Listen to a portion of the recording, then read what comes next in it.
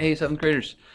This is going to be your last lesson in Chapter 7, Lesson 5-7. And so in the screencast, I'm going to teach the lesson and have you take notes right along with me.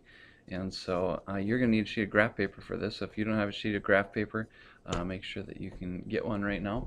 And at the top, we're going to head this up as 5-7. And the title for this is x plus y equals k equations. And that's a little strange because you got all these letters in here, and this is kind of a not necessarily a random lesson at the end. You'll kind of see the connection, but we're going to be doing some graphing in this one, which we haven't done all chapter, and so so you'll see the connection with that here in just a little bit.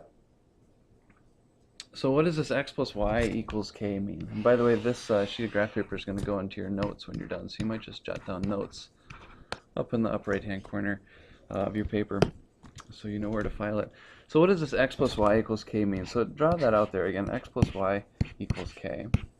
They're all letters, and we're going to be learning how to graph this. Really, your learning target is that you can fill in a table correctly and make a graph of this. So here we go. So the x and the y, if you just draw kind of a double-headed arrow up to the x and the y, these are variables, and we're going to be using those to kind of plug into our table. So just label those as variables. They're going to stay x and y in your equation, but we're going to use them for the table. And that'll make more sense here in just a little bit. The k, you're going to see the lowercase k used actually quite a bit in math and science to represent a number, or it's called a constant. And so this, for right now, just say it's going to be a number. You'll never see the letter k in any of the problems that we do. It'll always be a number there. It's just kind of labeled with a k to show that it's a constant. And then if you can draw one more arrow, and you kind of have to squeeze it in there, to this plus, it'll either be a plus or a minus. I'm going to show you both examples here, but the standard one is that it's a positive. So that's kind of what that equation looks like. Let's unpack it a little bit and do a couple examples here. So I'm going to scroll this guy down a little bit here.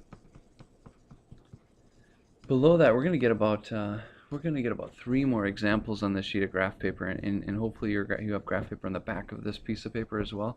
So kind of budget your space here when we make this next table so you can fit 3 more examples on. Right now though, make a table, and this table is going to be given to you for every single one of these problems that we do. It's going to be an XY table like that, and the same X values are going to be given. And in our notes, we're going to go from -2 up to +2. So that's the table we're going to be using. And then off to the right hand side, make like a medium sized graph.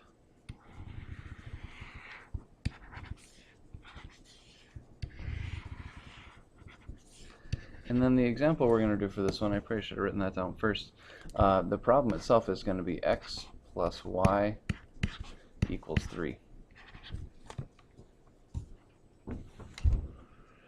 So this is everything we're going to start with here. You're looking at this equation, x plus y equals 3. And you need to fill out the y values in the table, and then you need to make a graph. So here it goes. Most important thing of the whole lesson. Are you listening? Back row, are you listening there too? Okay, good. So when you look at these numbers over here, which one of those numbers is easiest to work with? Right, there's 5 there. Which one's easiest? Yeah, that's right, 0. So I highly recommend starting with 0. And you're looking for this. What plus what equals 3? And one of those numbers is the x. So this x has a 0.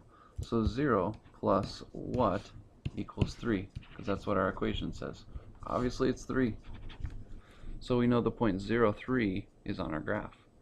Now, I want you to be looking for patterns. So you're going to see all kinds of patterns. Would we rather work with -1 next or +1 next?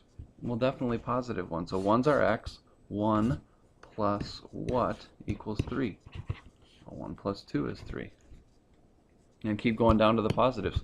2 plus what equals 3? 2 plus 1 is 3. See a pattern? And do you see why it's a 3? It's a 3 because of this part. of the equation right there. Okay, at this point you should recognize a pattern. 3, 2, 1, liftoff. And then what would go here? Keep the pattern going. That's a 4, because negative 1 plus 4 is 3. And this would be a 5, because negative 2 plus 5 is 3. Right? It's a nice, neat pattern. The pattern's always going to be going up or down by 1s. And you're going to have that pattern just like that. Now we need to graph those lines. So you look here, and you're going to graph the points across. The first point is negative 2 for the x and 5 for the y. So that would be starting at the origin, left 2, up 5. So go left 2, up 5. There's our first point. I'll color it yellow just so you can see it correspond to the graph. The second one is the point negative 1 comma 4. That's going to be to the left 1, up 4. There's my teal point. You're going to see a pattern in the way these points fit as well. Look at the next one, 0 comma 3. Over 0 up 3, over 1 up 2, over 2 up 1.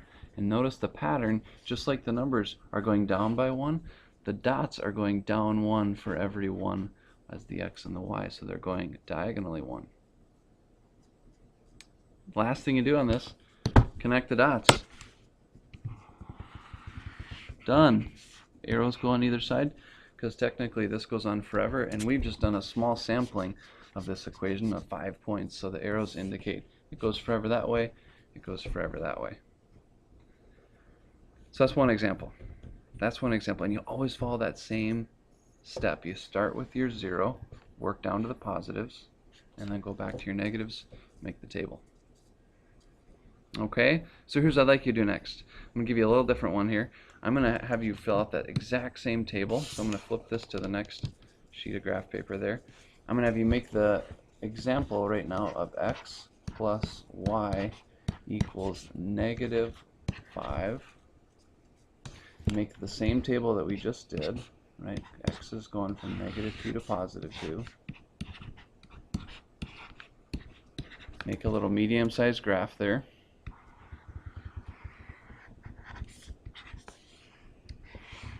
Whoa.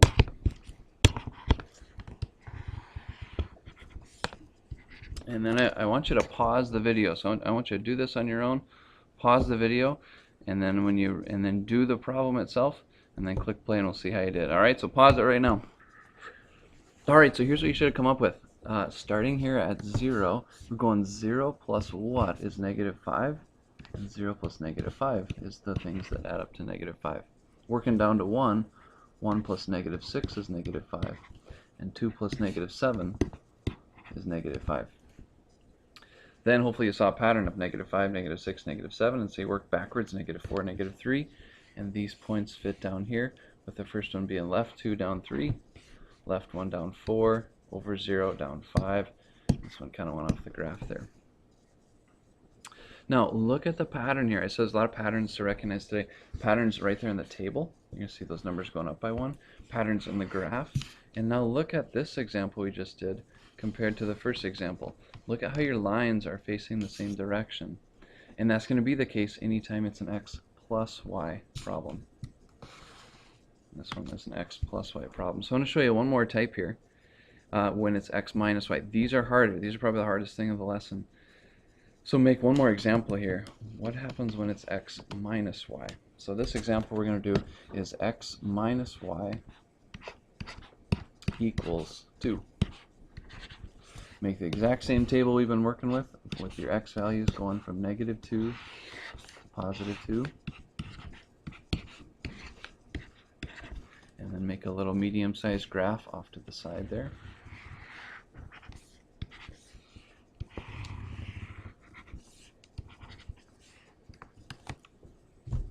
And you're going to do the exact same method, right, that we were just doing on the adding ones. But now you got to think a little harder. And this is how and why this lesson gets put into our chapter 5, because you've got to work with your negative numbers here. So now it's two numbers that when they're subtracted equal 2.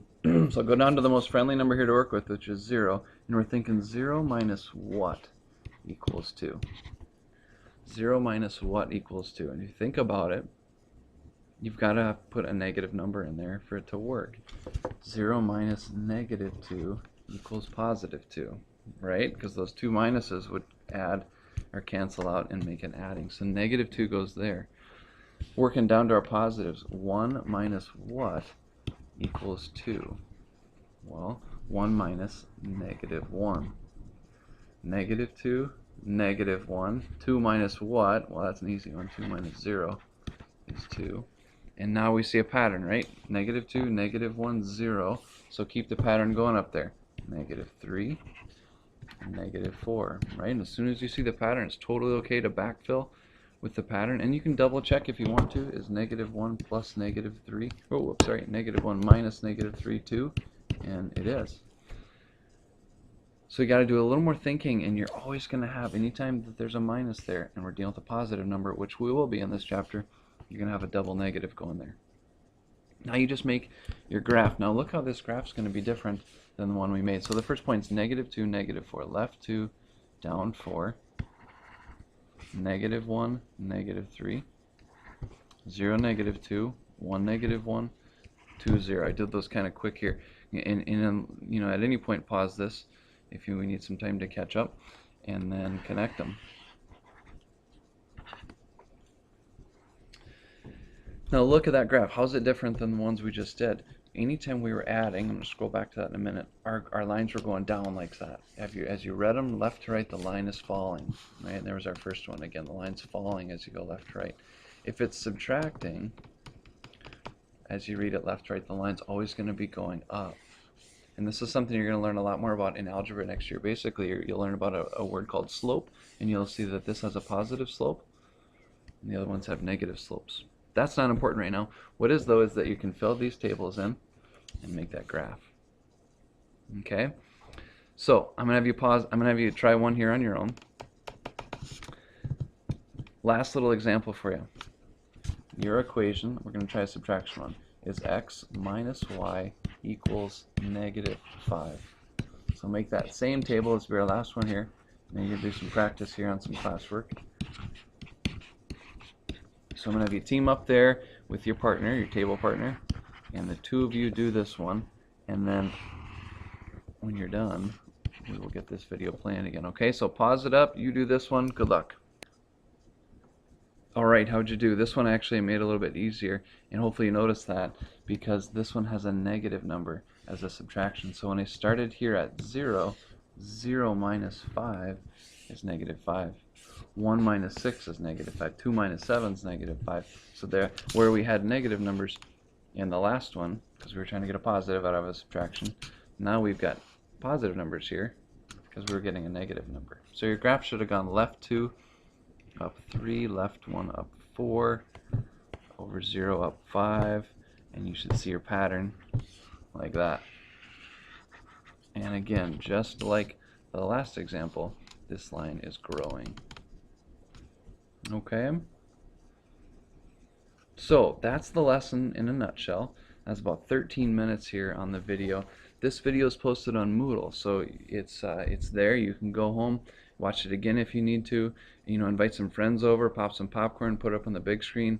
You know, whatever you need to do. So it's there. You're going to do some practice now on the classwork, and then you'll have some more of these problems on your review sheet. So good luck. If you have questions, get some help from people in the class, get some help from Miss Anderson, and it's going to go just fine. All right, thanks a lot, everybody. See ya.